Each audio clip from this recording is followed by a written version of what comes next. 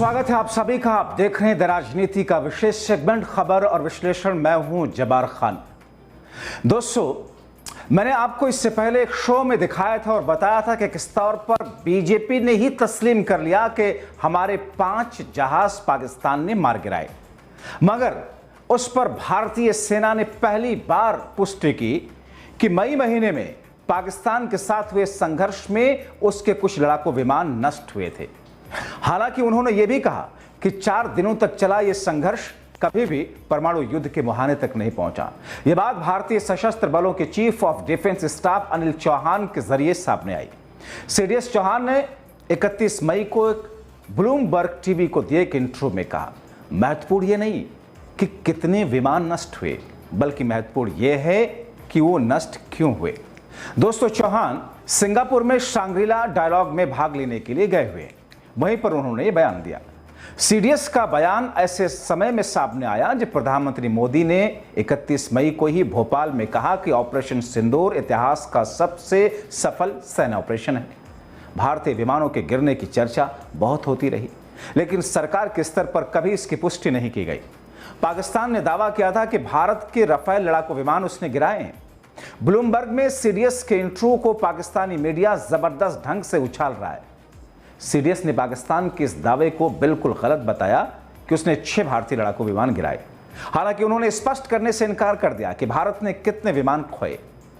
General Chauhan ने लड़ाकू विमानों के बारे में पूछे गए सवालों के जवाब में कहा, महत्वपूर्ण यह है कि वो क्यों नष्ट हुए, क्या गलतियां हुई, संख्या महत्वपूर्ण नहीं है।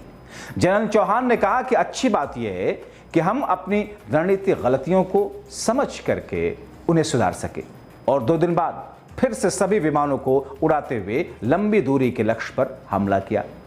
यहां यह बात बताना जरूरी है कि टिप्पणियां भारत सरकार या सेना की ओर से 7 मई को पाकिस्तान के साथ हुए संघर्ष के दौरान लड़ाकू विमानों की स्थिति पर अब तक की सबसे सीधी प्रतिक्रिया है। हालांकि विमान गिरने के बारे में जब विदेश मंत्रालय की ब्रीफिंग में सवाल हुआ था तो सेना की ओर से बताया गया था कि हमारे पायलट सुरक्षित लौट आए, नुकसान महत्वपूर्ण नहीं है। यानी कि तब भी सेना की तरफ से इनकार नहीं किया गया था कि विमान गिरे हैं। तो दोस्तों, सीडीएस जनरल अनिल चौहान ने सिंगापुर में वो कह दिया जो मोदी सरकार छुपाती रही। भारत के लड़ाकू विमान गिरे थे, इस पर सुप्रिया श्रीनेत ने एक्स पर पोस्ट करते हुए लिखा। भारत के सीडीएस जनरल अनिल चौहान से सिंगापुर में सवाल, पाकिस्तान से लड़ाई में क्या भारत के लड़ाकू विमान गिरे थे? जनरल चौहान का जवाब, यह जरूरी नहीं है कि लड़ाकू विमान गिरे, बल्कि जरूरी यह है कि आखिर वो क्यों गिरे और उसके बाद हमने क्या किया, मोदी सरकार क्या छिपा रही है। इस महीने की शुरुआत में पाकिस्तान के प्रधानमंत्री शहबाज शरीफ ने दावा किया था कि उनके देश ने 6 भारतीय लड़ाकू विमान मार गिराए। हालांकि इस दावे की स्वतंत्र पुष्टि नहीं हुई। भारत सरकार ने इससे पहले यह टिप्पणी करने से परहेज किया था कि वो क्या उसने संघर्ष में कोई विमान खोया है। यह संघर्ष परमाणु संपन्न पड़ोसियों के बीच आधी सदी में सबसे खराब था, जिसमें दोनों पक्षों ने हवाई हमले, ड्रोन, मिसाइल हमले किए थे। साथ ही साझा सीमा पर तोपखाने और छोटे हथियारों से गोलीबारी की। इसकी शुरुआत 22 अप्रैल को जम्मू कश्मीर में एक भीषण आतंकी हमले से हुई, जिसमें आतंकवादियों ने हमारे 26 भारतीयों को मार गिराया था। भारत ने इसे पाकिस्तान प्रायोजित आतंकवाद हमला बताया, जबकि पाकिस्तान ने इसका खंडन किया। जनरल चौहान ने राष्ट्रपति डोनाल्ड ट्रंप के इस दावे पर टिप्पणी करने से इनकार कर दिया कि अमेरिका ने परमाणु युद्ध को टालने में मदद की, हस्तक्षेप किया। लेकिन उन्होंने कहा, यह सुझाव देना अतिशयोक्तिपूर्ण है कि दोनों में से कोई भी पक्ष परमाणु हथियार के इस्तेमाल के करीब था। जनरल चौहान ने कहा कि मेरी निजी राय है कि पारंपरिक सैन्य कार्रवाइयों और परमाणु सीमा के बीच में बहुत अधिक अंतर होता है। वो कहते हैं कि पाकिस्तान के साथ कम्युनिकेशन के चैनल हमेशा खुले थे ताकि स्थिति को नियंत्रित किया जा सके। बिना परमाणु हथियारों का सहारा लिए मामला सुलझाया जा सकता है। दोस्तों, देश के अंदर लगातार ये सवाल उठ रहा था, ये मांग विपक्ष कर रहा था कि जब ऑपरेशन सिंदूर चरम पर था और पाकिस्तान में आतंकी अड्डे तबाह हो रहे थे, तो ऐसे समय किसके कहने पर युद्ध रोका गया। यूएस के राष्ट्रपति डोनाल्ड ट्रंप ने जिस तरीके से 31 मई को 9वीं बार कहा कि भारत पाकिस्तान युद्ध उन्होंने रुकवाया। दोस्तों, भारत का कहना है कि पाकिस्तान के डीजीएमओ ने फोन पर बात की और उसके बाद में सीज फायर हुआ। जनरल चौहान ने पाकिस्तान के उन दावों को भी खारिज किया जिनमें चीन और अन्य देशों से प्राप्त हथियारों की प्रभावशीलता के दावे किए गए दोस्तों, और कहा कि वो काम नहीं आए। भारत के रक्षा मंत्रालय के तहत एक रिसर्च समूह ने इस महीने कहा था कि चीन ने पाकिस्तान को भारत के साथ संघर्ष के दौरान एयर डिफेंस और उपग्रह समर्थन प्रदान किया था। दोस्तों, राहुल गांधी भी तो यही सवाल उठा रहे थे, फिर भाजपाई और डॉग मीडिया उन्हें देशद्रोही और पाकिस्तानी उपमों से क्यों नवाज रहा था? अब जब सच्चाई खुद सीडीएस की जुबानी बाहर आई, तो क्या अब भी मोदी सरकार देश को मूर्ख बनाएगी?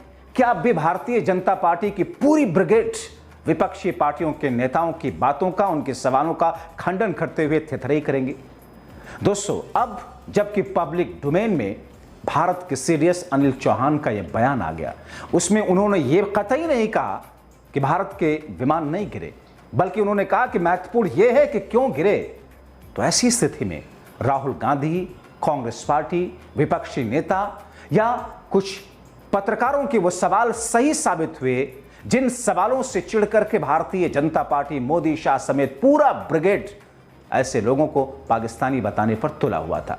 तो दोस्तों, जैसा कि मैंने आपको अपने दूसरे शो में इससे पहले बताया था कि भारतीय जनता पार्टी ने भी अब एक्सेप्ट कर लिया कि भारत के विमान गिरे थे, क्योंकि बीजेपी के एक वरिष्ठ नेता डॉक्टर सुब्रमण्यम स्वामी ने एक वरिष्ठ पत्रकार के साथ पॉडकास्ट में इस बात को बिना झिझक एक्सेप्ट किया था। उनसे सवाल किया गया था, क्या भारतीय लड़ाकू विमान, जहाज पाकिस्तान ने गिराए? उन्होंने फौरन कहा 5 गिराए थे। दोस्तों, वो बात जिसको भारत सरकार अपने देश में छुपा रही थी, मोदी सरकार छुपा रही थी। मैं मानता हूं कि आप पब्लिक डोमेन में आकर मंच पर प्रेस कॉन्फ्रेंस करके मत कहते, लेकिन जब विपक्ष ये कह रहा था कि साहब सर्वदलीय बैठक कर लीजिए, उस सर्वदलीय बैठक में आप विपक्ष को कॉन्फिडेंस में लेकर के बता तो सकते थे, जहां बिना कैमरे के, बिना माइक के, बिना रिकॉर्डिंग की बातें होती, शायद विपक्ष सवाल भी नहीं पूछता।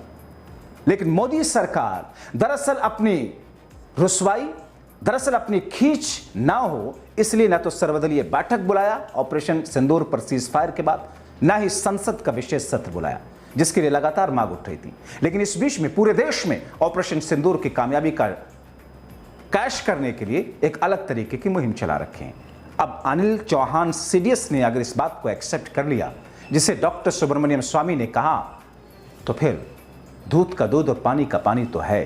तो ऐसे में मोदी सरकार, बीजेपी के लोग आगे और कौन सा थेथराई करेंगे? क्या सीडीएस अनिल चौहान को पाकिस्तानी बताएंगे? आप क्या सोचते हैं? अपनी राय कमेंट बॉक्स में जरूर लिखें।